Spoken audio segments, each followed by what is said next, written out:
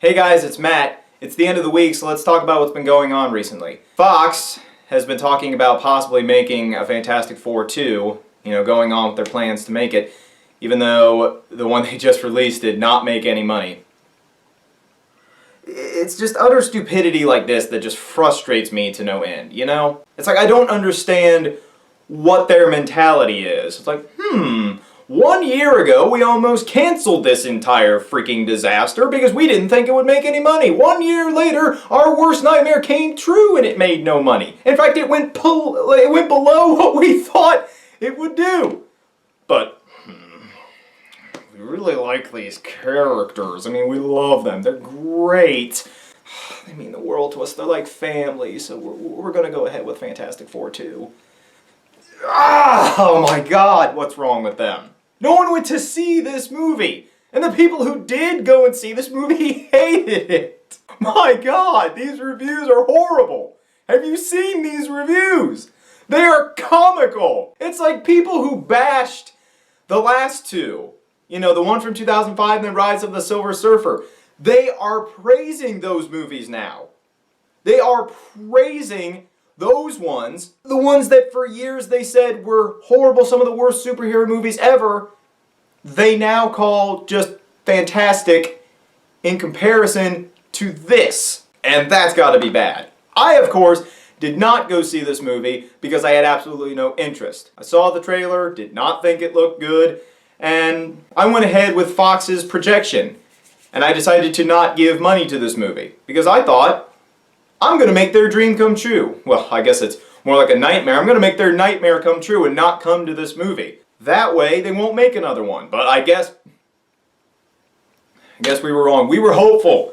We hoped that if we didn't go to this movie, they would not make another. But they're going to go ahead and do it. I've read a bunch of articles saying, what do you want to see in Fantastic Four 2?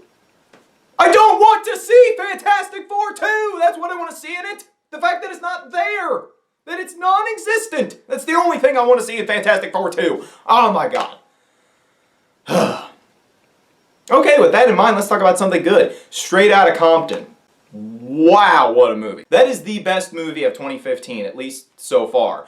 Will it get a nomination for Best Picture at the Oscars? I don't know. I doubt it. I sincerely doubt it will. I don't even know if Ray did. I'm gonna have to look that up, if Ray got a Best Picture nomination at the Oscars. Anyway, Jason Mitchell, who played Eazy-E, at least deserves a Best Actor nomination. Just like Jamie Foxx got a nomination for his portrayal as Ray Charles. This movie is so...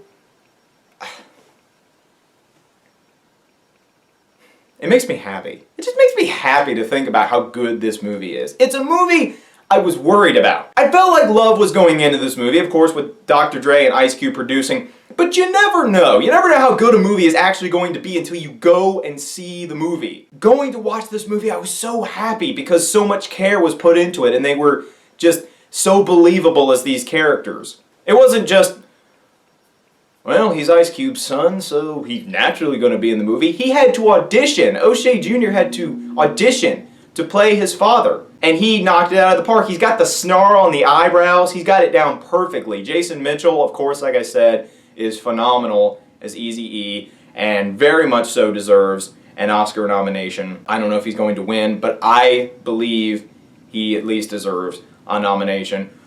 Or else, that phenomenal performance just goes to waste. Everyone did great in this movie. Every actor did great. And I love that they went with new, fresh people and not just established people. They got kids, just these young kids, and put them in Jerry curls and Compton hats, and they killed it. They put them through training to make sure that they played this group perfectly. It wasn't just put on the Jerry curl and your name is now Eazy-E. No, they put these guys through training to make sure they got everything perfect, and it was just so good. People have been complaining about the length of the movie. They say it kind of lags. I do not think so. I think it covers what it needs to cover and perfectly shows the demise as well. I mean, it showed the rise perfectly, and it shows the demise just as well. And some people talk about the third act not being as powerful as the first two. I disagree with that.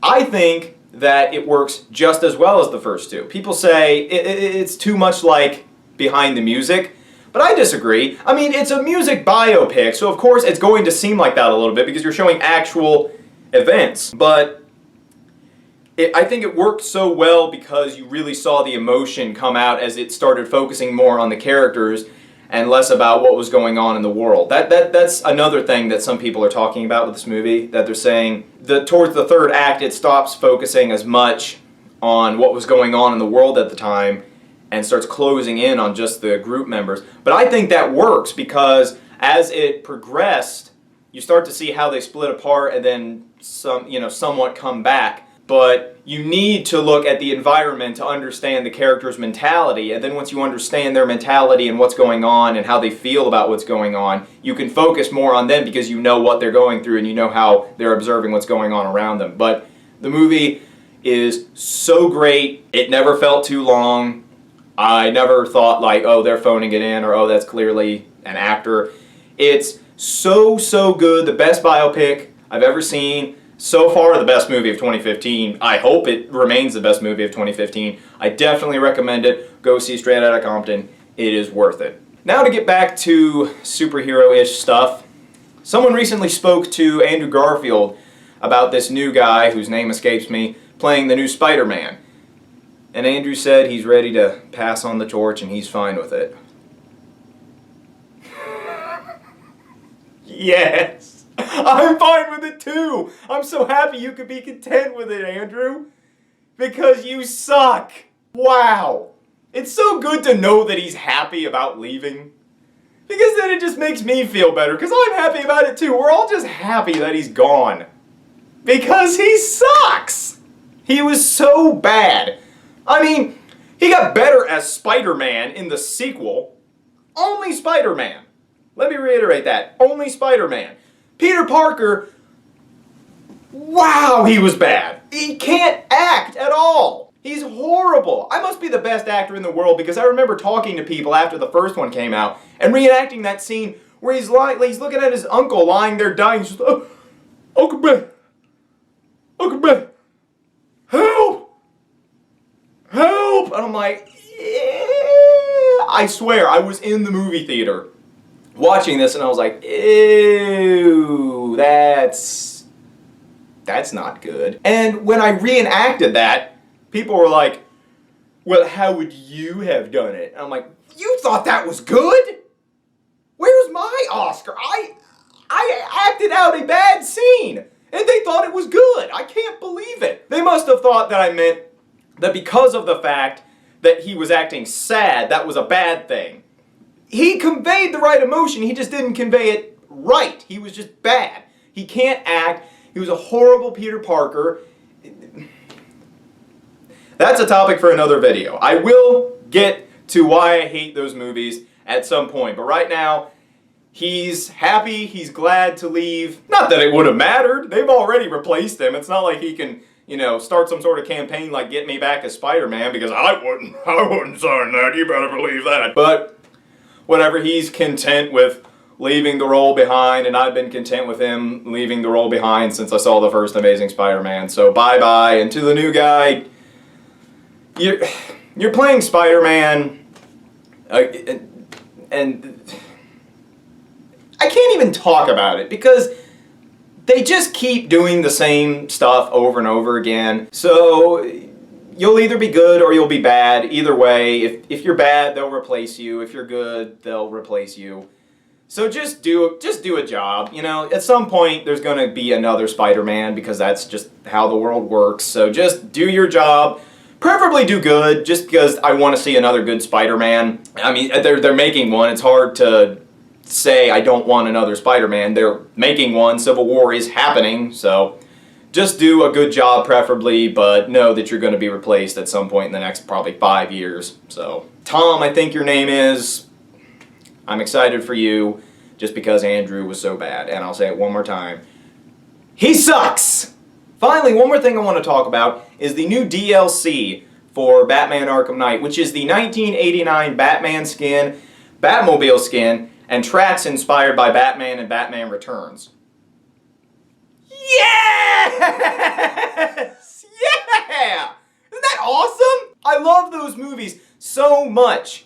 I love them. They are two of my favorite superhero movies of all time. Tim Burton is awesome, and he made such awesome movies that when Arkham Knight came out and they didn't automatically have the Michael Keaton skin, I was disappointed. I remember hearing that all the skins had already been announced, and that bummed me out because I was like, great. The one skin I really wanted, they're not going to do. And then they announced the August DLC is the 89 Michael Keaton skin and the 89 Batmobile, and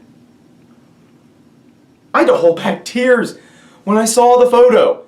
It was, oh, it was amazing. And then I look at this new video, Arkham Insider, while they're playing in the challenge map in the Batmobile, and you can hear Danny Elfman's music. It made me think of the Lego Batman games because they use that music a lot. And I'm so psyched for this. It also comes with a bunch of other skins, but I mean, come on.